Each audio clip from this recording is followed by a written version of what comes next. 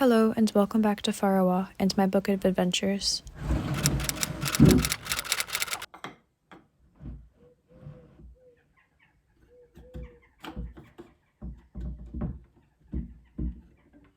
Chapter 4, Stonehenge and Cows.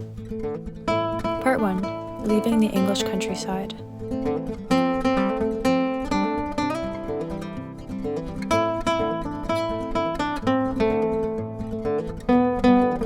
We left my mom's cousin's house in the morning and set off towards one of England's most iconic landmarks. We drove through quaint English towns and past grassy fields, and momentarily traveled with our own brigade of little car escorts.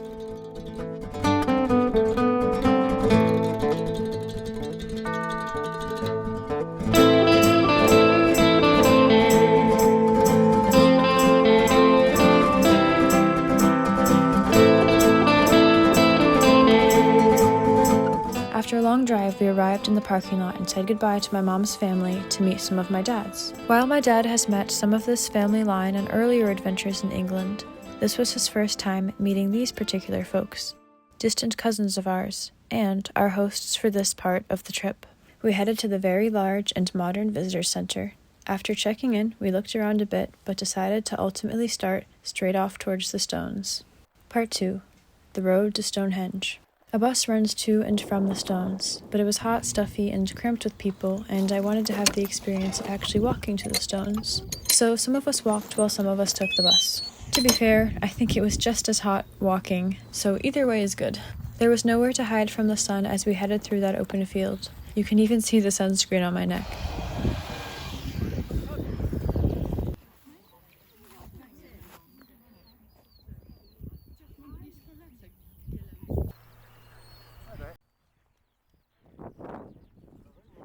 Interestingly, there were two paths up ahead.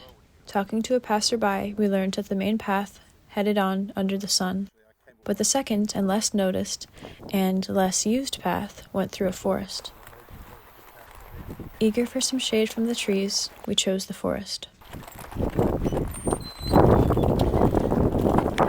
Thank you. There we go.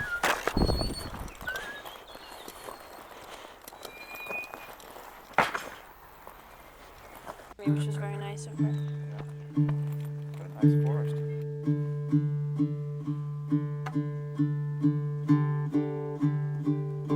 Part 3, Cows.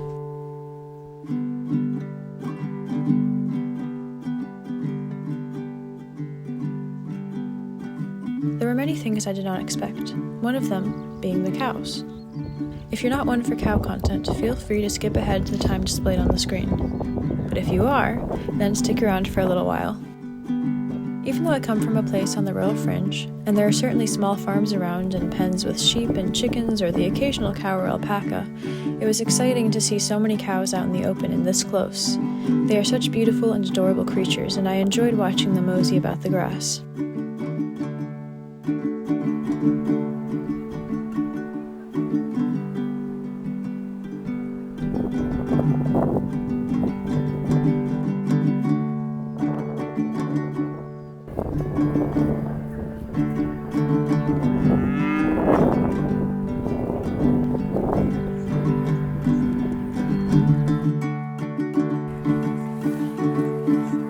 After the forest, the two paths eventually do converge, but for a little while in the field, the two paths run parallel to each other and the cows are all around, just pretty much walking wherever they want.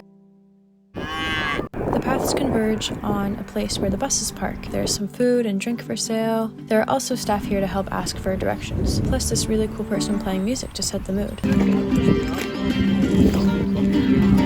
Just a little ways further, and at last we reach Stonehenge. Part 4, The Stones. Though there are many henges of stone, wood, and such spread throughout the British Isles, Stonehenge, on the Salisbury Plain about 8 miles north of Salisbury, England, is the most widely known, at least where I come from.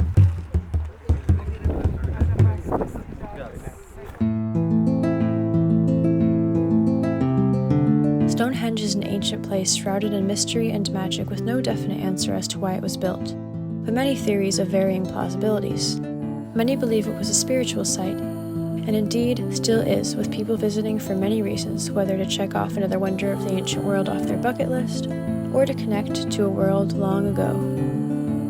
The stone's arrangement aligns with the sun on the solstices and has drawn people to gather and celebrate there probably since its creation some odd 5,000 years ago. Numerous discoveries have been made at the Stonehenge, including many, many burials, which EnglishHeritage.org UK says that makes it the largest late Neolithic cemetery in the British Isles.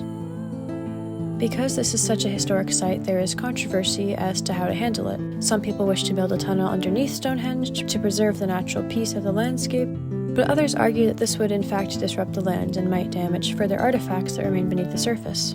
As I looked around the area, I saw raised mounds on the plain, which I think could be burial mounds or barrows, though I wish I had read more up on it when I was there. Online it does say that there are burial mounds surrounding the henge. And no matter its initial purpose, it is no doubt an extraordinary feat of human architecture, with some of the stones even coming from Wales. We even had the privilege of seeing a group led by druids who went to do a ceremony in the stones.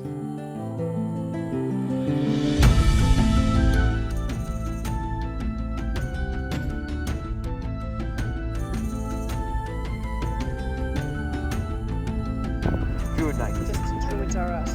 About 50 years ago, my dad visited the stones, and here was his experience. When I was 17, I was backpacking through England and found myself at Stonehenge on a dark and misty day.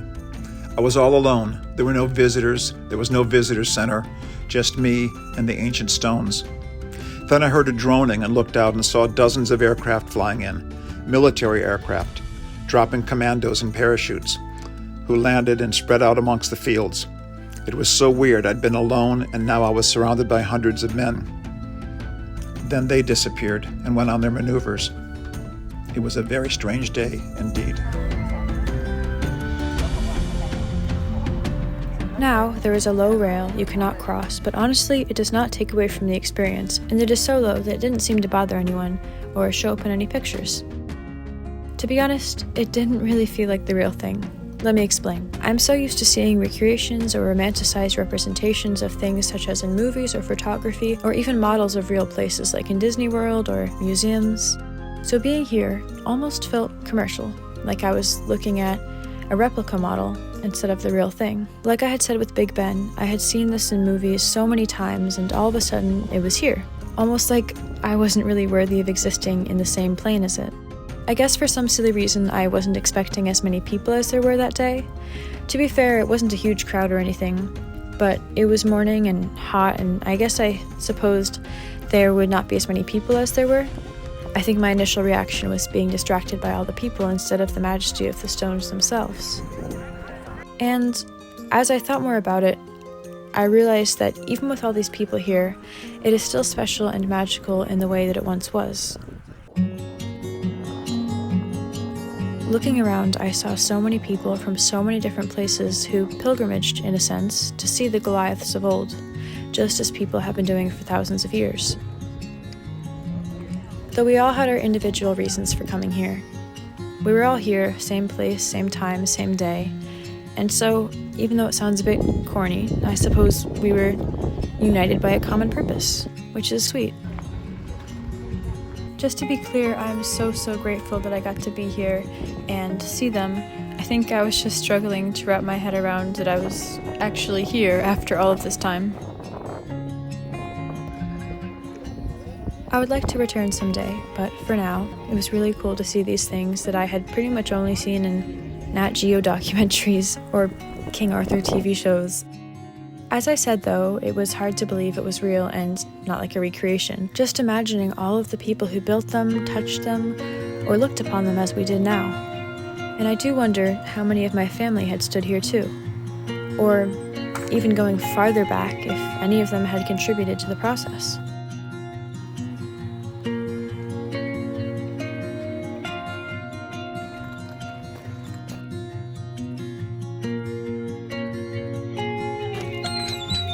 Water bottle here in my belt. This bag rag keeping you. When we got back, I was all too ready to settle down and take a moment to relax and have lunch with my family because I was really hungry, hot, and tired. And it was a really good lunch. Part 6, Exploring History. I headed away from the stones, back through the cows into the woods, to the visitor center where we could enjoy the air conditioning and examine the interesting exhibits of archaeological finds, stories, and even reconstructions of what Stonehenge may have looked like at different times.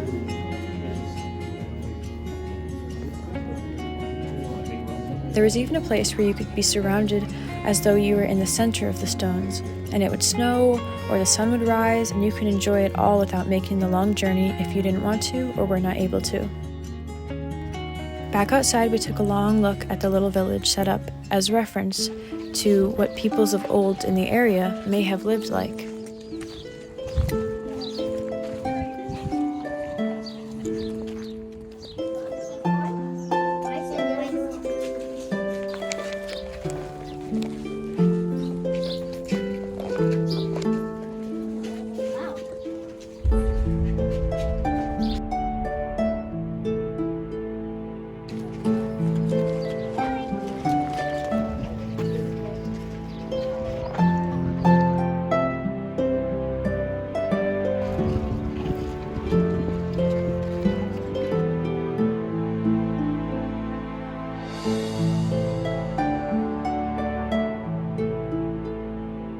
And The people lived here? 2,000 people. Really? Yeah, That's well, quite a community. when you think it took over 50 people to pull one stone 20.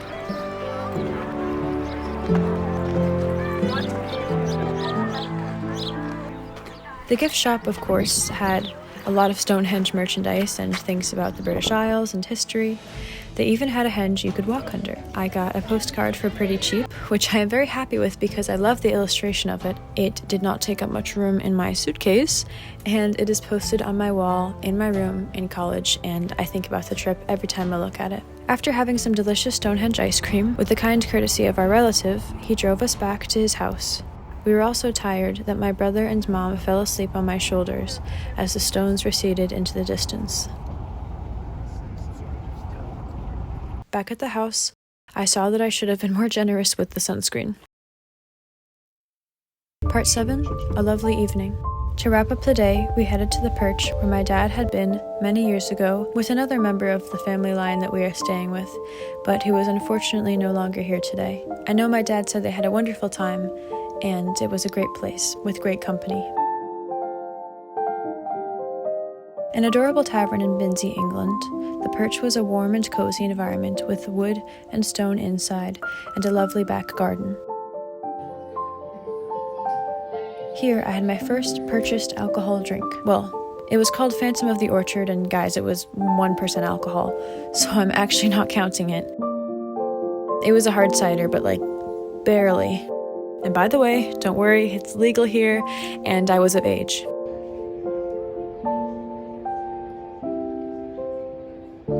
As we waited for our food, my dad, brother, and one of the hosts and I went to explore the back gardens. A wedding was being held in part of it, so there was a lot of cheerful laughter on the sunny summer evening. There was a back walk that led to a small river, which is actually part of the Thames. People were paddleboarding, some swimming, or just enjoying the day. There were even these artsy houseboats straight out of a movie. The only thing to make it less ideal, but I suppose more English, were the midges.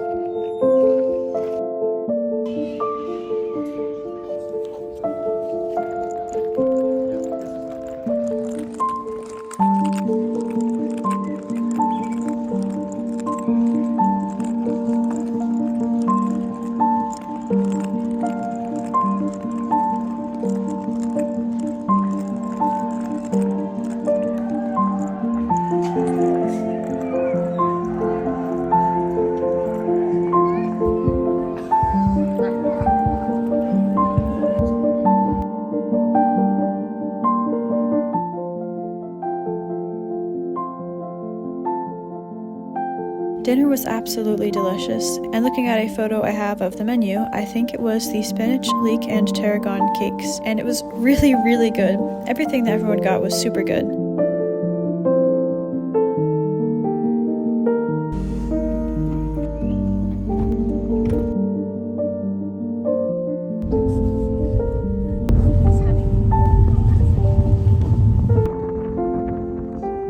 On the way home, we split into 2 cars and I rode with my mom and our hostess, which was a super cool way to end the day, because as we drove, I could see all around and the wind was in my face, but I loved it, and looking back, I could see a beautiful sunset. That evening, we had some fruit and such for dessert, and I tried my first fresh apricot. We're back for dessert, and this is my first time trying a ripe apricot. I know they say apricot in England and stuff. It is so soft. I apologize for the terrible lighting. It's very good. Very, very yummy.